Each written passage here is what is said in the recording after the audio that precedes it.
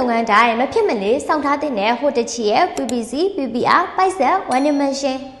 ဟိုတချီမှာဆိုရင်ပိုက်ပင်ဆရာတွေနဲ့အိမ်မှာတက်နိုင်တစ်ပိုင်းအေးအေးဆေးဆေးအလုပ်လုပ်ချင်တဲ့သူတွေအတွက်ကတော့ PPC PPR 800 watt ပိုက်ဆက် one dimension လေးရှိပါတယ်ရှင်ဒီ800 watt ကလေးကတော့အပူချိန်ကို0 degree centigrade ကနေပြီးတော့300 degree centigrade ထိကိုကိုလိုသလိုချိန်ညစ်ပြီးတော့အသုံးပြုနိုင်ပါတယ်ရှင်ဒါအပြင်မှာပိုက်ကောင်းဆိုင်အနေနဲ့20 25 30နဲ့40 50 60ဆုံးဆိုပြီးတော့အသုံးများတဲ့ site ကလေးတွေပဲဖြစ်ပါတယ်ရှင်ဒါကြောင့်ချိန်ကိုသက်သာပြီးတော့တစ်ခုဝယ်ထားရုံနဲ့ပိုက်ကောင်းဆိုင်တွေအများကြီးကိုဆက်နိုင်မှာပဲဖြစ်ပါတယ်ရှင်ဒီကောင်လေးရဲ့ဈေးနှုန်းကတော့3,200မပြည့်ရဲ့ဈေးလေးနဲ့ရရှိမှာပဲဖြစ်ပါတယ်ရှင်ဒါကြောင့်လိုအပ်လို့ဝယ်ယူခြင်းတဲ့သူတွေအတွက်ကတော့39 9 9 4 3.5 9 9လေးမှာ10ဆက်သွယ်ပြီးတော့ဝယ်ယူနိုင်ပါတယ်ရှင်